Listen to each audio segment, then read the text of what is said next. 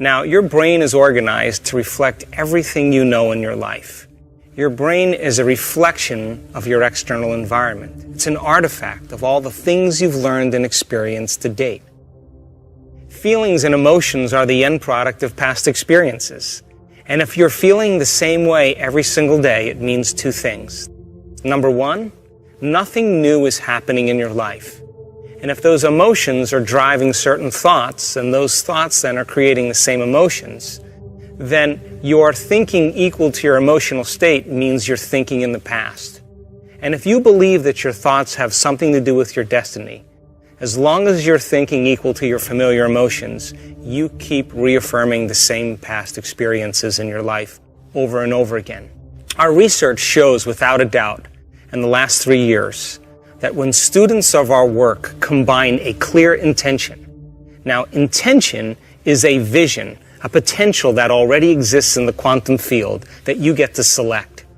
And when you ask yourself a question like, what would it be like to be healthy? What would it be like to be wealthy? What would it be like to be free or to be in love? The moment you ask that creative question, a part of your brain called the frontal lobe turns on. That's the crowning achievement of a human being. Once that area of the brain turns on, it's like a great symphony leader. It looks out of the landscape of the entire brain, and it begins to randomly select different networks of neurons that are connected to the things you've learned in your life or the experiences you had. And it begins to seamlessly paste them together to create an ideal, a vision, or an internal representation. That is a potential experience that's awaiting you. But it's not enough to just have the mind involved. Thoughts are the language of the brain, and feelings are the language of the body. And how you think and how you feel creates a state of being. Once you can begin to emotionally embrace that future reality before it's made manifest, when you combine that clear intention with an elevated emotion, the freedom, the joy, the inspiration, the genuine love that you feel or gratitude from that experience, the moment you do that, your body, as the unconscious mind, begins to believe it's living in that future reality in the present moment. Now you're moving into a new state of being, into a new personality. And a new personality creates a new personal reality. The research that we've done shows that when we teach people how to regulate their internal states, to begin to create more coherence in their brain, and to generate elevated emotions like joy and gratitude and inspiration, that not only does the brain become coherent, but so does the heart. And when the brain is coherent, the heart is coherent. When the heart is coherent, the brain is coherent. And so why don't we live by these states on a daily basis? Primarily because the majority of the time that we live in our waking state of consciousness, 70% of the time, you and I are living by the hormones of stress. And living in stress is living in survival. And when you're living in survival, the very chemicals of survival cause you to function as materialist, defining your reality with your senses. You pay attention to objects and things and people. You begin to believe that your outer world is more real than your inner world. And the side effect of this, over time, begins to cause us to feel separate from possibility. Why? Because when you're threatened by some predator or some danger in your life, it's not a time to go in. It's not a time to trust the unknown. It's not a time to open your heart and feel love. It's not a time to communicate. It's not a time to create. It's not a time to learn. It's a time to survive. So then, in order for us to create then, we have to lay down the very thing we used our whole life to get what we want for something greater to occur. And most importantly, we want you to understand when you're in the creative state and when you're not. And if you were to take a little time every day and apply some of the principles in changing beliefs and perceptions about yourself and your life, and what is a belief other than a thought you keep thinking over and over again? And all beliefs are based on past experiences. And in order for you to change a belief or perception about yourself and your life, you have to make a decision with such firm intention that the amplitude of that decision carries a level of energy that's greater than the hardwired programs in your brain and the emotional conditioning in your body, and your body literally has to respond to a new mind. And when the choice becomes an experience that you never forget, that's the moment the past biologically no longer exists in you. And people around the world are changing beliefs and perceptions that are based on past experiences from 30 and 40 and 50 years ago. And the side effect is that they're creating new lives. All potentials in the quantum field exist in the present moment.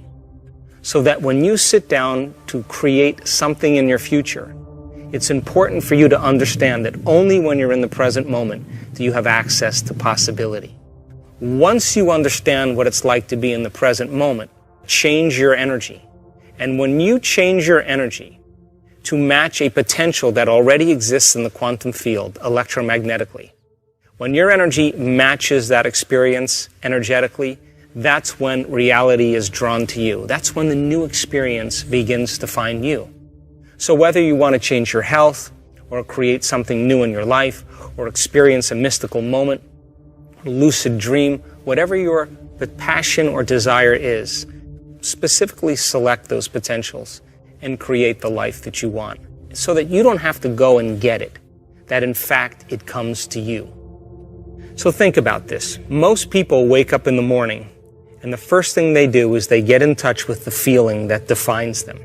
The moment they get in touch with that feeling, whether it's suffering or guilt or shame or judgment or unworthiness, they begin to start their day from that emotional state. In other words, they're already living in the past. And once they turn on the certain chemicals that drive certain brain circuits, they expect their life to change, but they're thinking the same thoughts, performing the same actions, and living by the same emotions, but secretly expecting their life to change. What if, then, in a small example, you became conscious of those emotions that keep you anchored to the past, and you begin to change your emotional state, means you would begin to change your energy. Now, from a quantum perspective, the thoughts that you think are like the electrical charge in the quantum field. The feelings that you emote are like the magnetic charge in the quantum field. And how you think and how you feel broadcasts an electromagnetic signature that influences every single atom in your life. The thought sends the signal out, and the feeling draws the event back. So you are broadcasting information on a daily basis into the field. When you change your energy, you literally change your life. And if you're able to maintain that change in energy, you will begin to draw new experiences to you. And that's when you become the scientist in measuring fruits of your efforts. And as I said, common people all over the world, in all different cultures, are doing the uncommon. They're healing themselves from diseases, chronic diseases, serious, potentially fatal diseases. They're creating wonderful new jobs and opportunities. They're winning the lottery. They're having mystical experiences that begin to uncover the mystery of who we really are. And I think that the biggest lie that we've ever been told is that we're linear beings living a linear life. But in fact, we are dimensional beings living a dimensional life. And so uncovering the mystery of the self, beginning to look deeper and understanding who we are, that if knowledge is power, then knowledge about yourself is self-empowerment. And I want to inspire you and motivate you so that you can begin to apply these principles so that you get to be the recipient of your own efforts. For example, we've had several people in our work heal themselves of very difficult conditions. One lady in particular experienced a very sudden loss. The event in itself produced very strong emotions. Those emotions then lingered for periods of time, and it began to define her as a personality. Now, it's a scientific fact that the hormones of stress push the genetic buttons and create disease. So the long-term effects by living by those chemicals literally are harmful to our body, justified or not. Now, we've all had traumatic events in our life, and some of those traumatic events brand us both neurologically and chemically. In this woman's experience, the event was so traumatic that the emotions lingered for weeks and months and finally years, It became part of her identity.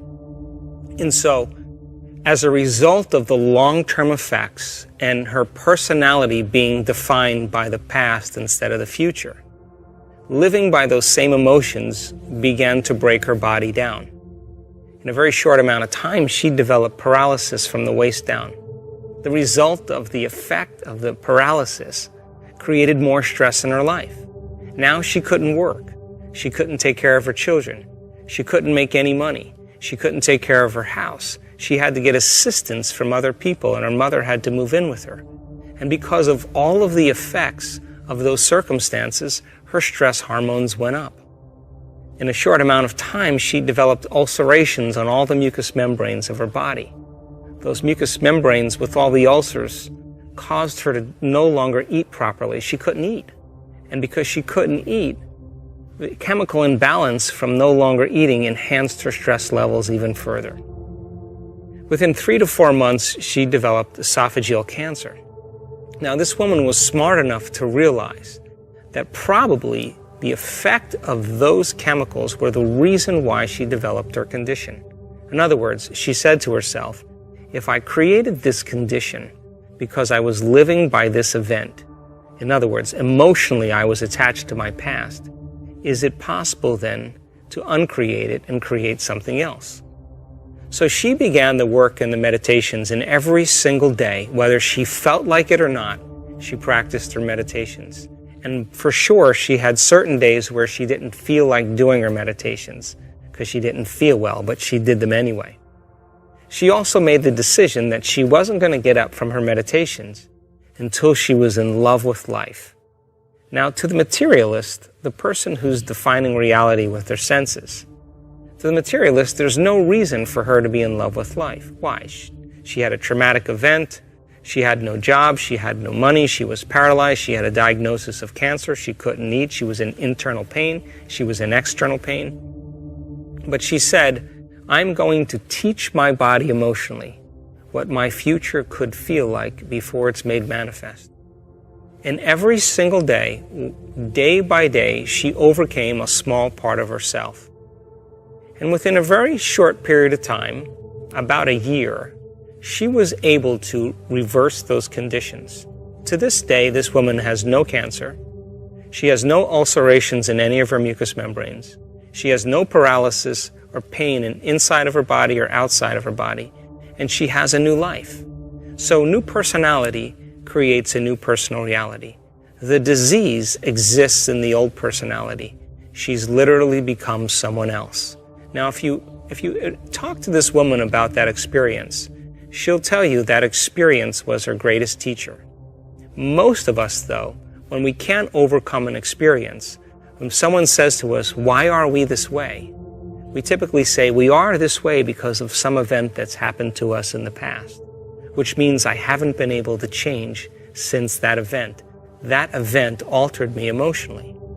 But once we understand that we can be defined by a vision of the future, instead of the neurocircuitry and chemicals and emotions of the past, this is when we change our personality and we create a new personal reality. The most valuable commodity I know of is information. Wouldn't you agree?